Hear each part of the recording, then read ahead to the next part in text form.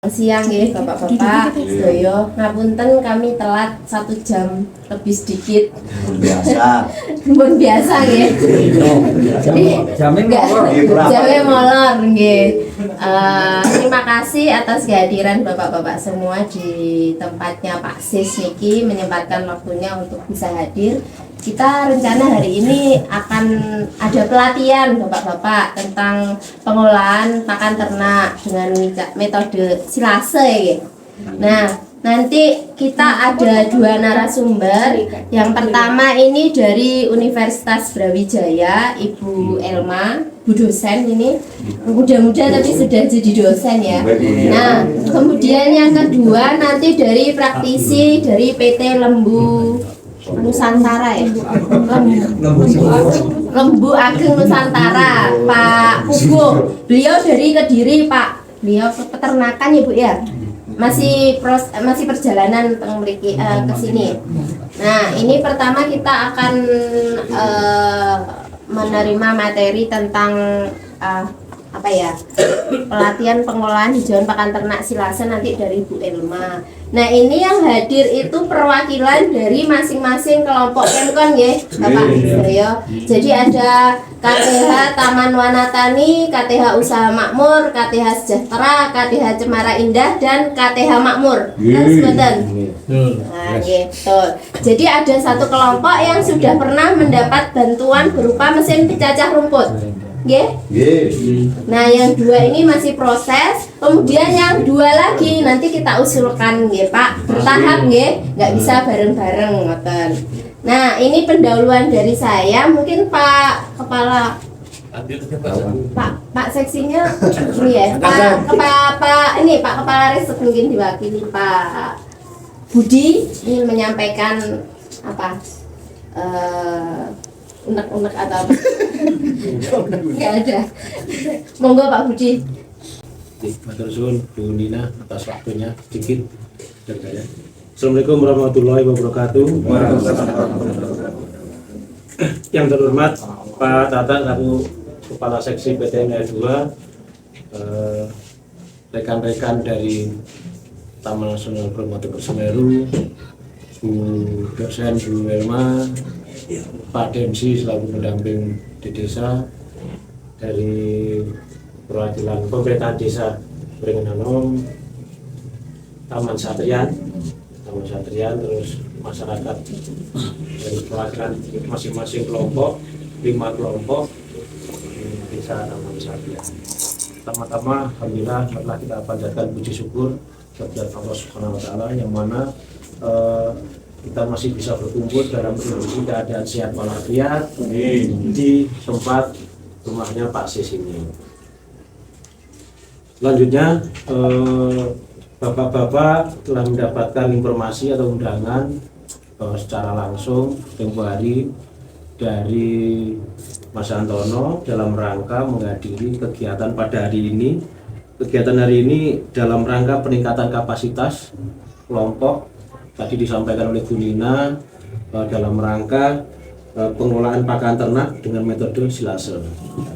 Ini berkaitan sekali dengan nanti bapak-bapak program-program yang nantinya terus didamping oleh Taman Nasional dan pendamping desa. Yang mana kegiatan ini sangat penting. Kami mohon bapak-bapak nanti bisa mengikuti dari awal, baik nanti penyampaian dari narasumber yang ada, dari tim yang lainnya, mohon nanti diikuti sampai dengan selesai, sampai nanti juga ada praktek-praktek terkait dengan pengolahannya, yang mana nantinya bisa diaplikasikan setelah nanti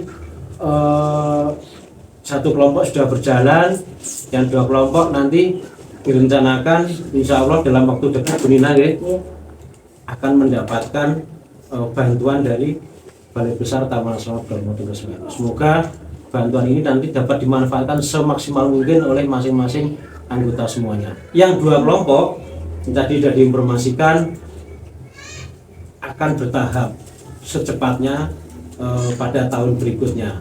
Ini adalah tentunya kami di Resort Taman Satrian sangat berterima kasih kepada pimpinan-pimpinan yang ada, yang mana di Resort Taman Satrian satu kelompok sudah mendapatkan bantuan, 2 kelompok tahun ini, 2 kelompok yang akan datang.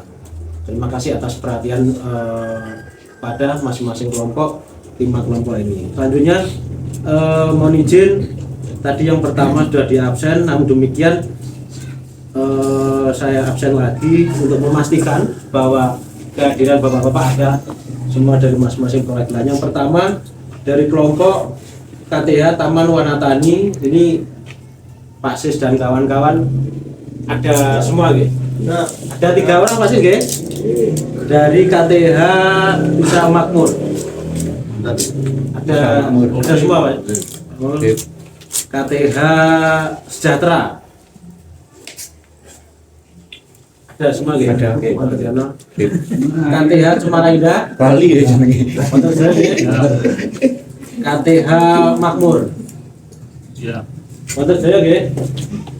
Nggih, matur suwun Bapak-bapak atas luangkan waktunya menghadiri kegiatan pada hari ini. Jadi saya sampaikan mohon nanti waktunya digunakan semaksimal mungkin.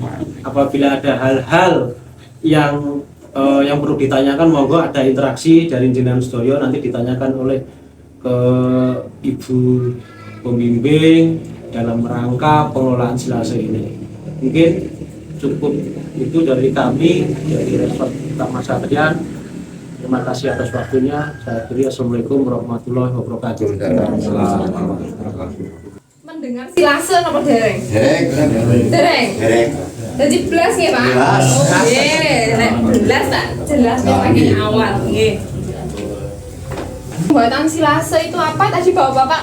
Pak sampai sore enggak apa-apa ya? Oh iya saya belum ngarit, belum cari ramban, belum ada pakan dan lain sebagainya. Nah Silase ini bisa digunakan apabila ada kegiatan kayak gini Pak. Jadi sore nggak perlu ngarit karena kemarin-kemarin udah buat Silase, itu nggih? Aku praktek ke Bali. Nah, terus terkait nanti juga saya sebutkan alat dan bahan penggunaan Silase. Mungkin nanti dari Bu Nina udah ada sedikit membawa bekal Ibu.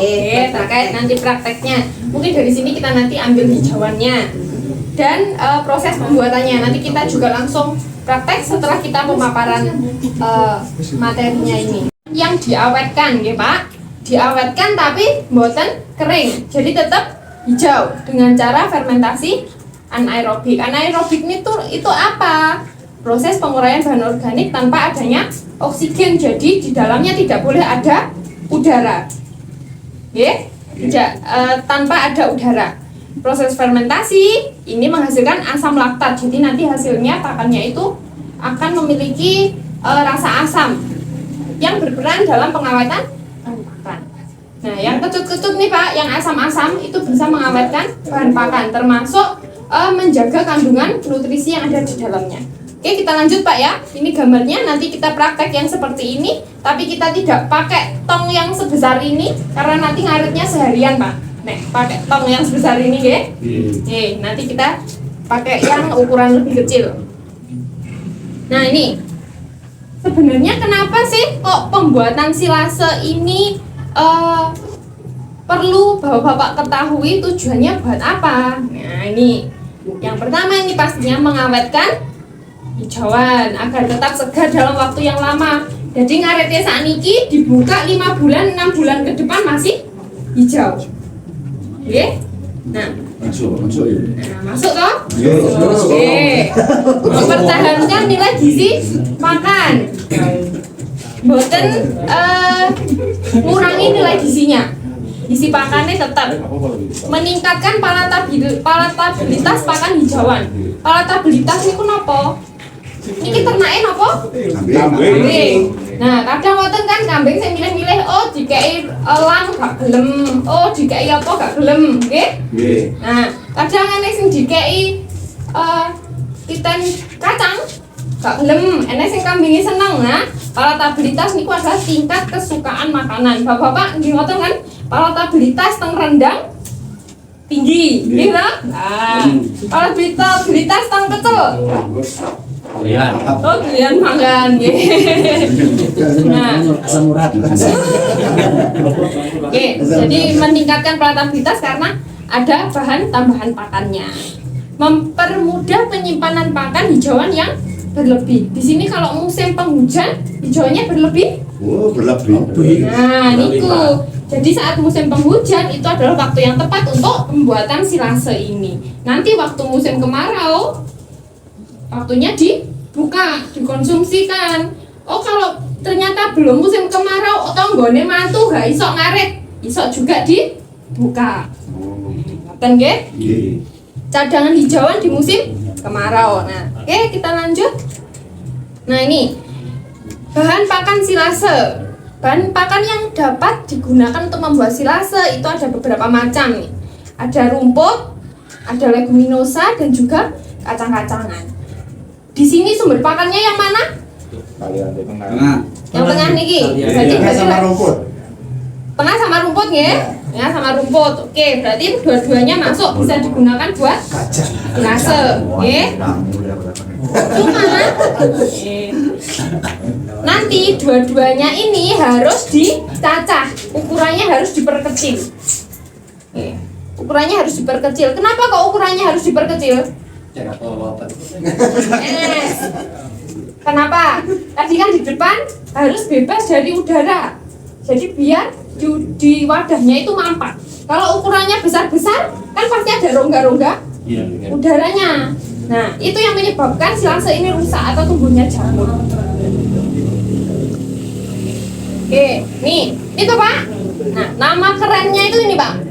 Kaliandra Colothyrsus. Sesuk nek ngarit, ya.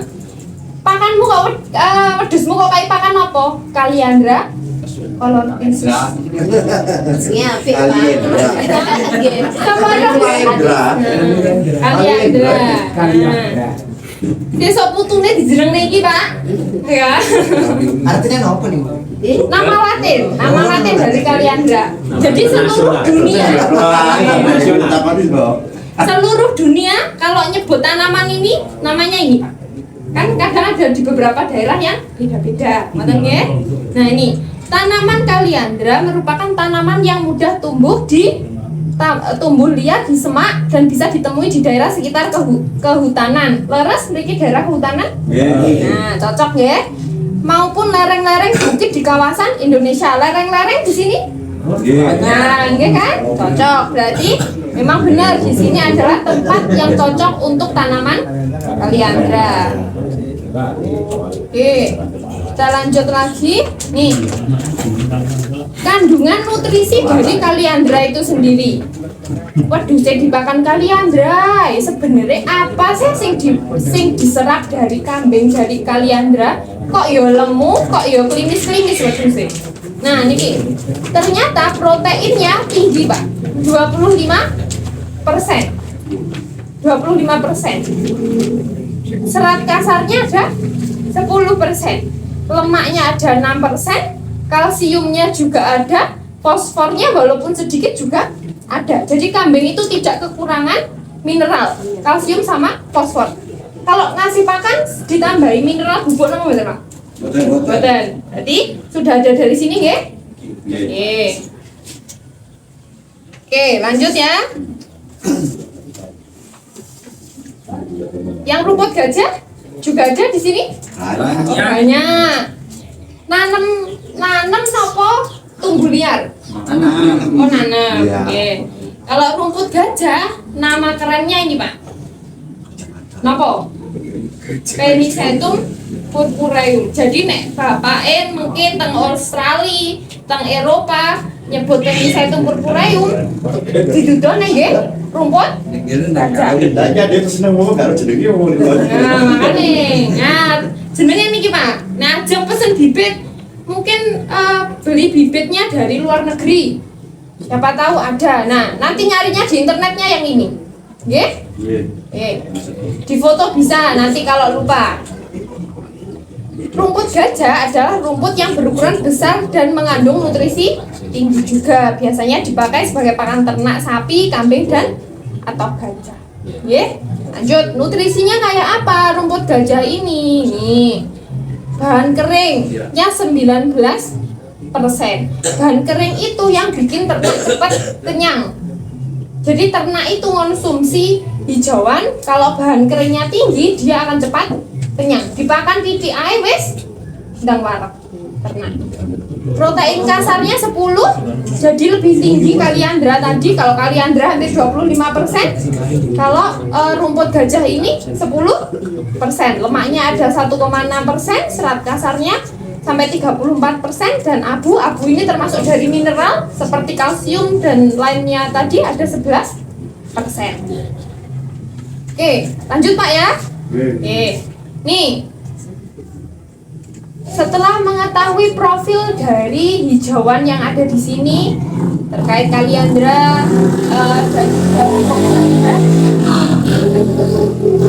dan juga rumput gajah, kalau mau buat silase apa aja yang harus disediakan? Ini Pak, mesin pencacah sudah ada? Ada nggih. Nah, yang belum nunggu nggih tadi ya.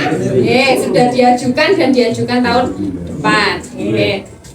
Drum atau kantong plastik, tapi amannya niku drum Pak. Karena kalau kantong plastik itu rawan bocor, entah didodol titik, entah kecokrok tanduran sing ning sampingnya dan lain sebagainya. Biasanya kantong plastik ini untuk melapisi drumnya ini supaya lebih rapat. Lebih rapat. Alat pemberat ini apa sih? Alat pemberat ini apa?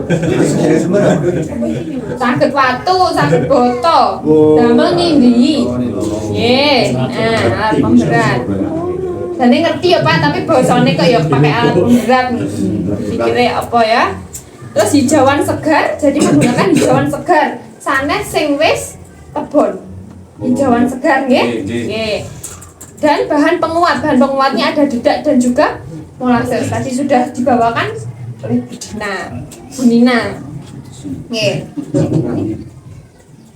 Nih, sebelum kita praktek kita harus tahu nih langkah-langkah proses pembuatan silase. Nanti kalau belum ada hijauannya, cari dulu hijauannya nggih Pak. Tolong nggih. Untuk pencacahan, pertama ini dicacah. Mesin cacahnya di mana Pak? Di sebelah, dekat sini berarti. Di sini. Oh di sini. Sebelumnya sudah pernah dipakai napa dereng? Sudah. Tiap hari, sering. Sering ya Pak? Sesuai dengan kebutuhan. Oh sesuai dengan kebutuhan. Kalau pencacahan nih, hijauan segar dicacah dengan ukuran 2 sampai 5 cm. Intinya yang kecil-kecil. Pencacahan bertujuan untuk memudahkan proses fermentasi dan mengurangi kehilangan air.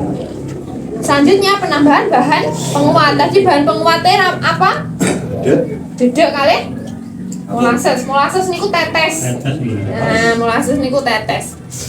Bahan penguat dapat ditambahkan ke dalam silase untuk meningkatkan nilai gizi dan palatabilitas. Tadi ya, makanya kenapa walaupun disimpan lama kok ternaknya tetap mau, karena ada manis-manisnya dari tetes. Bahan penguat yang dapat digunakan nih dedak dan molasses. Nih. Nih. Penebaran bahan pakan.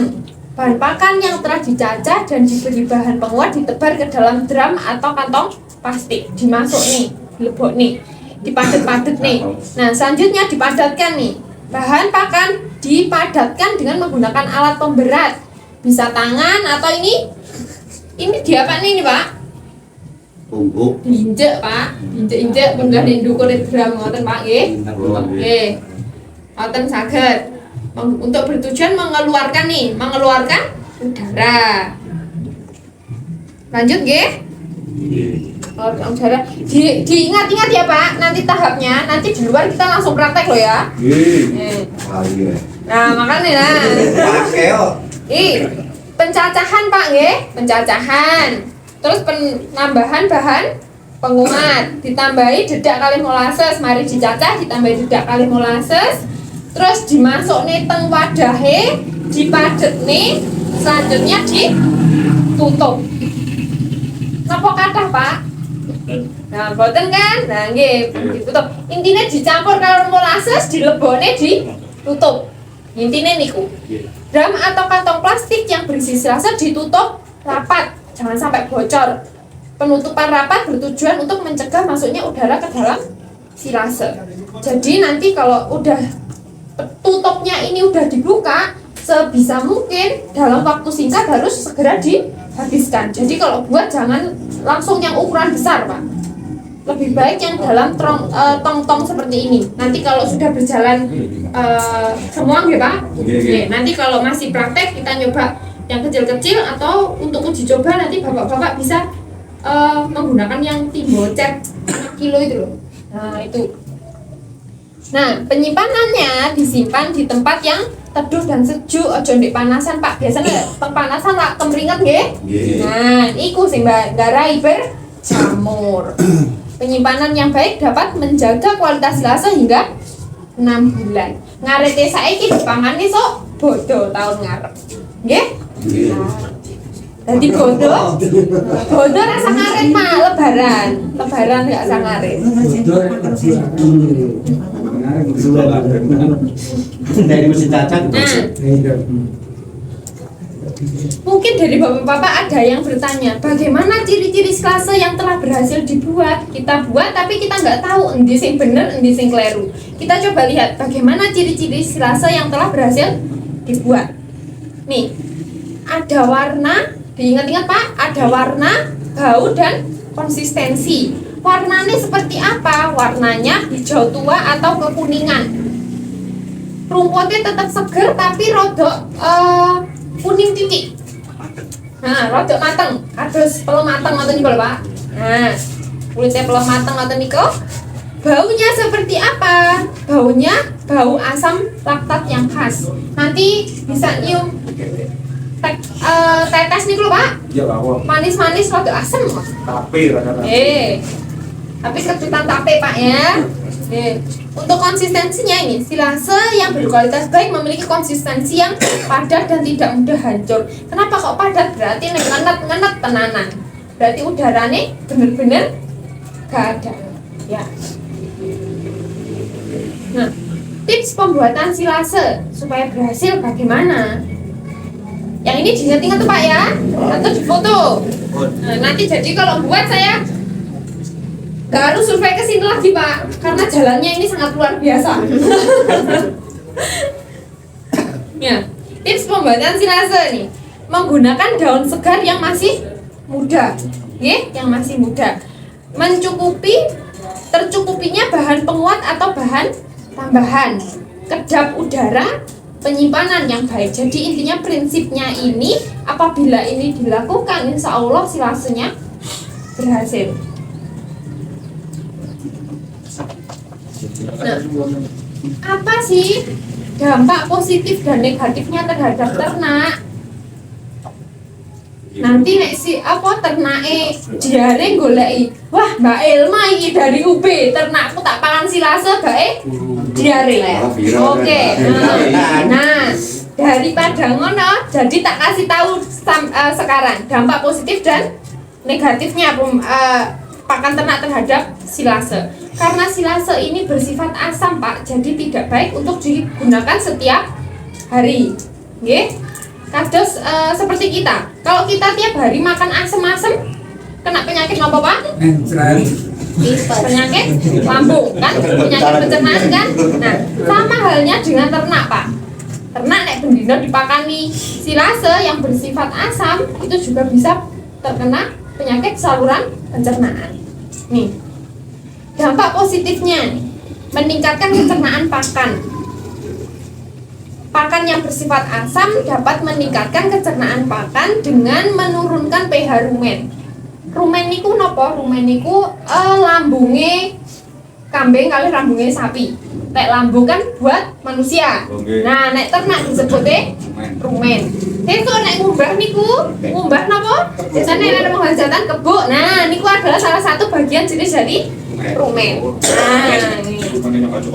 Nah, makan loh, oke. Untuk kata-katanya Rik ya. Hal ini menyebabkan bakteri rumen yang bersifat asam seperti bakteri asam laktat menjadi dominan. Bakteri asam laktat ini berperan dalam mencerna karbohidrat dan juga protein. Jadi penyerapan karbohidrat dan juga proteinnya lebih cepat masuk ke usus, langsung bisa memiliki seram yang sulit dicerna oleh bakteri rumen yang bersifat basah. Nah, karena yang asam laktatnya dominan, jadi dia mudah mencerna karbohidrat dan juga protein. Tadi kan kaliandra proteinnya tinggi kan Pak ya? Kan sayang nek gak di serap ternak kabeh. Ya. Eman-eman. Peningkatan daya tahan tubuh. Asam laktat dapat meningkatkan daya tahan tubuh ternak dengan cara meningkatkan produksi antibodi. Jadi lebih sehat.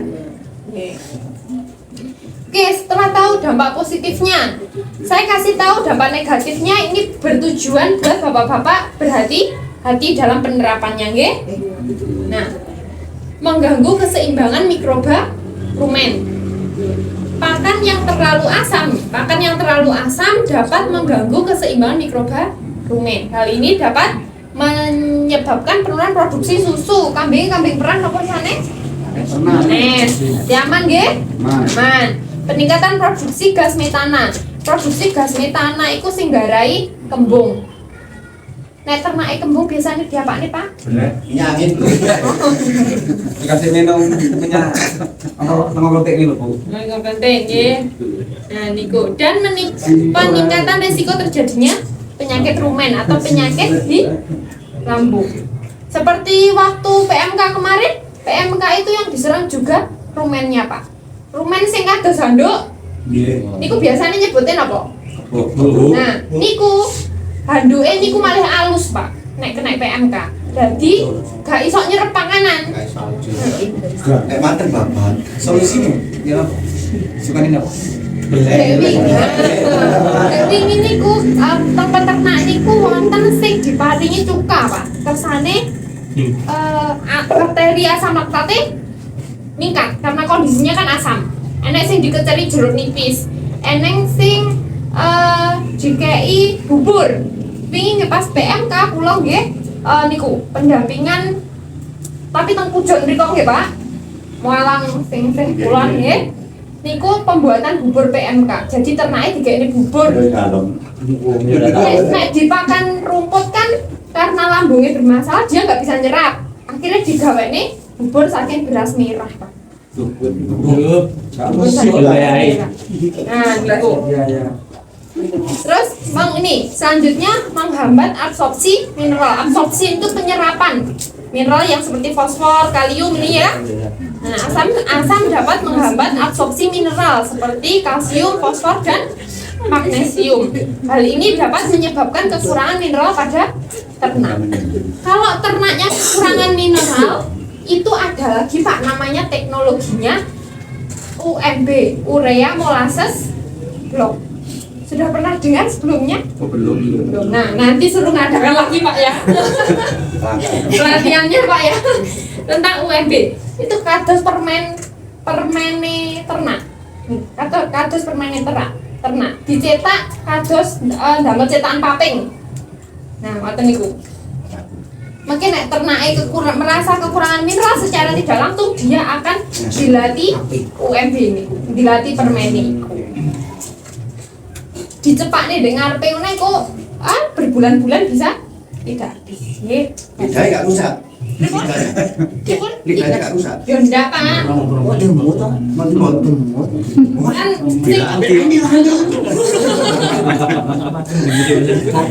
Kan sing bilang lah ternake dhewe kan Pak ya. Mboten kene sing masak bilane ya. Nah, dadi kan sesuai kencenge ternake. Nah, nih, selanjutnya menyebabkan iritasi pada saluran pencernaan. Pakan yang terlalu asam dapat menyebabkan iritasi pada saluran pencernaan ternak. Dapat menyebabkan nih diare. Nanti kalau ternaknya diare, jangan cari saya Pak ya. Nah, nanti demo teng UB. Warga sini habis pelatihan ternaknya diare. Nah, bahkan juga kematian. Pokok harus hati-hati. Cara tipsnya gimana nih? Harus lihat kondisi ternaknya dulu untuk menghindari hal-hal yang tidak diinginkan. Kondisi ternaknya sehat atau tidak. Kalau ternak yang sehat biasanya lebih toleran terhadap pakan yang bersifat asam. Kalau ternaknya lagi tidak sehat, ya jangan dikasih silase, nggih? Dipending dulu silasenya. Kalau ternak yang sakit biasanya akan mengalami diare, lebih rentan terhadap efek negatif pakan yang bersifat asam. Nah, penanganannya gimana? Mengontrol kadar asam atau pH silasenya supaya menjadi 5 sampai 6,5. Jadi pH itu ada rentangnya, Pak. 0 sampai 14. pH netral air minum ini pH-nya 7. Yang bisa kita minum, ini netral. Kalau pahit berarti 7 sampai 14. Kalau asam berarti 0 sampai 7. Yang 7 ke bawah itu asam, yang 7 ke atas itu basah. Kalau di sini nggak ada alat pengukurnya untuk cara mengatasi Ukurnya niku, mengukur di mana? nah itu ada alatnya Pak. Tapi hari ini tidak bawa Bu ya. Paling nyawa di mana? Pak, kalau baik pun ya. Beli murah Pak, online ada. Kenapa? Beli murah online ada. Oh, Nah, kardus kertas ngoten lho Pak, terus mungkin warnanya dicocok nih. Nggih, warnanya Ada yang dicocok itu nih. juga, ada yang otomatis. Oh, yang ada yang otomatis Ada, juga. ada. Nah, itu. Ya ya. mahal Bu. Murah di bawah 100.000. Berapa? Di bawah 100.000. Itu nggih. Dan itu bisa digunakan berkali-kali, nggak hanya digunakan satu kali, bisa digunakan berkali-kali. Pokok selagi tidak rusak masih bisa digunakan. Nah, melakukan pencampuran pakan dengan konsentrat. Konsentrat itu termasuk dedek, pekatul dan lain sebagainya. Oke? Jadi kalau dikasih pakan silase, jangan silase aja, dikasih tambahan, dicombor nih pekatul, apa dicombor nih ampas, tahu dan lain sebagainya. Biasanya pakan tambahannya apa Pak Tong Riki? Betul neten. Nah, mungkin nek dibari selasa ditambahi ya Pak? Nggih, ditambahi. Ini juga untuk menambah menjaga keseimbangan pH rumennya supaya nggak terlalu asam. Memberikan pakan secara bertahap. Kalau masih uji coba, yo jangan 100% langsung dikasih silase. Coba dulu segegem, rong gegem. Oh ternake mau nggak diulet ambil hijauan yang masih segar, diulet nih. Kersane pulino. Nah rasanya dikenal kalih ternake. Nih, kalau ternaknya ndak mau, gimana cara ternak biar bisa ganti pakan? Dipuasakan Pak. Dipuasakan 3 hari. Dipuasakan 3 hari. Kalau memang terpaksa tidak mau makan sama sekali, atau mungkin bapaknya habis jual beli ternaknya baik dipakan kaliandra sing teng mriki ada kok ndak mau milih-milih ya Pak. Nah itu silakan dipuasakan dulu. Ibaratnya maksa ternaknya supaya mau makan yang ada. Makan kepeksa. Nggih, makan kepeksa nanti kebiasaan Pak. Nggih. Nah itu, jangankan ternak Pak, kita aja nanti kalau keluar negeri terus makan yang nggak biasa kita makan biasanya juga diare. Sama Pak. Kalau sampai terjadi diare, terus penanganan gimana? Dihentikan dulu pemberiannya. Ya, dihentikan dulu Untuk mengobati diarenya. Untuk pengobatan diarenya, biasanya Kasih apa? biasanya pakai apa Pak? Ya, Orang Kalau untuk diare, kasih yang tambah konsentratnya itu Pak. Yang konsentratnya ini, pemberian pakannya. Kan dia ada masa pencernaan seperti kita Pak, nek diare. Nah, nggih. Ibaratnya ditambahi serat kasare. Kersane ndang mampet. Nah, kalau obat nggak ada obatnya. nah itu yang berwenang adalah kedokteran hewan. Ya. Heeh. Masih diapet aja Nah, Pak. masih diapet coba Pak. Bisa diapet. Diapet. Kasih diapet bisa kali ya? Bisa, bisa. Dosisnya jangan satu Pak ya. Kalau salah satu kayaknya nggak muat ya. Iya.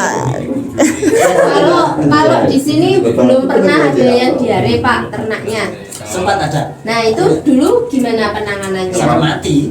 Hah? Mati? Oh nggak sembuh gitu? Iya. Oh berarti kayaknya diarenya itu yang dibarengin sama kembung tadi. Nggih. Mungkin begitu. Nah kembung itu karena asam gas amonianya yang meningkat tadi.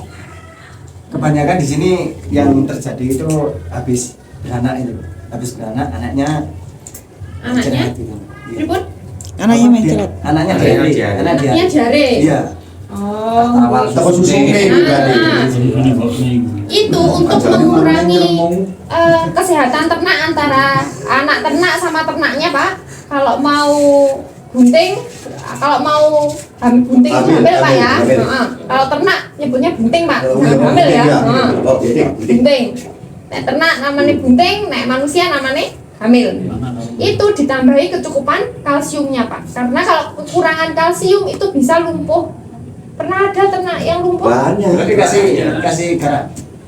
Ya, itu juga bisa. Pokok sumber kalsium, Pak. CDR. Nah, Apa? CDR. CDR bisa CDR. Kalsium pokok itu. tambahan kalsium. Makanya saya tadi tanya, Bapak di CDR. sini ada yang pakannya ditambahi mineral? Katanya nggak ada, belum ada kan? Vitamin C. Ditambahi kalsium itu bisa mencegah kelumpuhan dan gangguan-gangguan saat kelahiran. Atau dikasih susu ya. Ya. Susu kan tinggi kalsium. Ya, Bisa. bisa juga, tapi susu biasanya susu yang sudah kadaluarsa. Kelumpuhan apa tadi? Kalsium. Kalsium. Oh iya. Oke, kalsium. Tulang kropos. Kalsium. Kasih ceker aja. Ceker kan banyak kalsiumnya kan. Kolagen. Cairan. Kalsium. Dari kalsium. Sebenarnya teorinya hampir sama dengan manusia. Iya. Karena sistem pencernaan dari ternak ruminansia sama manusia itu hampir sama. Banyak kadang ibu-ibu yang habis melahirkan rambutnya rontok, giginya belum sampai tua udah copot, Kropos. Itu karena dulu waktu hamil kekurangan. Kalsium. Jadi nanti kalau anak cucunya hamil silakan dicukupi kebutuhan. Kalsium. Minum susu. Apa sih detail bapak ini anak itu kan? Betul ya. Oke. Nah, ini sudah yang terakhir. Buatin sabar praktek. Nggih, Oke. Monggo lek praktek. ndak iso. Sarang-sarang teng lapang. Nggih, Monggo. Lapangannya gede. Mabuk. Oke. Atau mungkin ada yang ditanyakan dulu sebelum kita keluar. Oke, monggo. Oke, selain hijauan di sini banyak yang apa ya? Banyak melimpah. Itu dari kulit kopi ya, bisa dicampur sama kulit kopi. Saged dikeringkan dulu nggih, Pak, kulit kopinya. Oh Kenal ngoten lho. Saged. Itu kalau diolah itu juga bisa jadi bahan konsentrat itu, Pak. Diolah dimakan? Caranya? Dikeringin. Ya, dikeringkan. Bombol jagung itu juga bisa diolah jadi konsentrat. Konsentrat itu adalah kan bahan tambahan, bahan pakan tambahan. Itu bisa diolah. Nanti yang ahlinya konsentrat itu yang Pak Pugo. Pak Pugo itu di perusahaannya sudah membuat konsentrat untuk dipasarkan. Nanti Pak, nanti siang datang. Kulit kopi sing akeh. Itu kalau di sini beda, kalau diolah itu dimasak. Kalau di Mbak itu diolah itu proses apa? Diproses, diolah itu Oh. bisa pakai pengeringan, penjemuran itu juga diolah. Pokok yang melewati tahapan proses itu yang harus diolah. Itulah pentingnya kita menyamakan persepsi ya Pak. Kadang karena di setiap daerah itu Nggak sama. beda-beda. Podo ya, terus podo meneh. Jualan ini dimasak. Monggo praktek masak. Oke, monggo. Nggih, monggo. Monggo.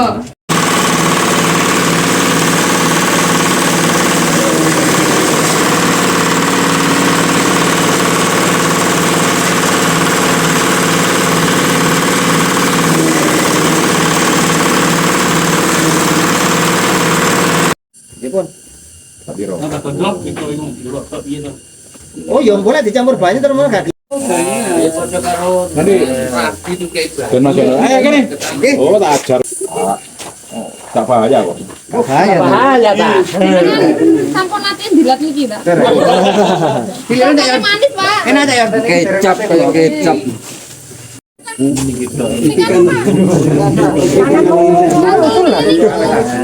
Kan karbohidrat, jadi biar bakterinya tetap hidup.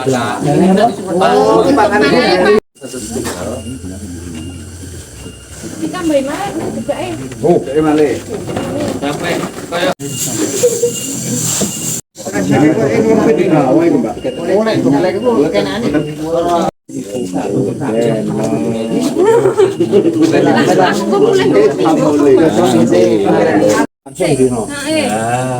Yang ini dipakane langsung lah belum, Dik.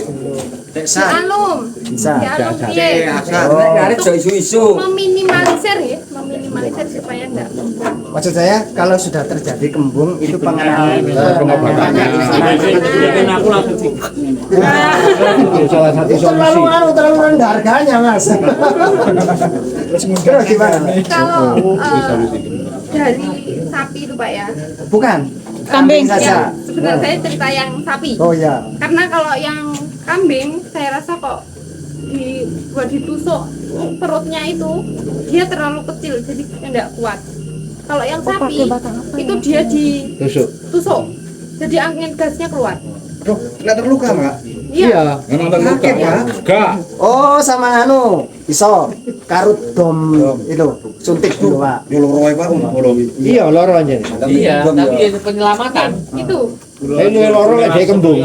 Jalur pintas. Itu jalur serem ya, Pak. Jalur pintasnya. Tapi kalau kambing, Dan itu, kalau kambing saya belum pernah yang lihat di itu kayak dia kuat atau tidaknya itu loh Pak. Nanti saya bilang instruksi, suntik aja Pak. Nah ternyata malah tambah. terus ada tambah lagi satu, Mbak. Tambah lagi satu. Biasanya kalau habis melahirkan itu ada penyakit di susu. Apa ngarannya? Iya. Hah? Mastitis. Apa? Mastitis. Mastitis. Mas Titis yang ungu Saya Pak. Mas Titis malah dia. Jenenge Mas Titis. Betul. Ya, padahal putus putingnya. Mastitis niku Pak. Bisa ditangani enggak?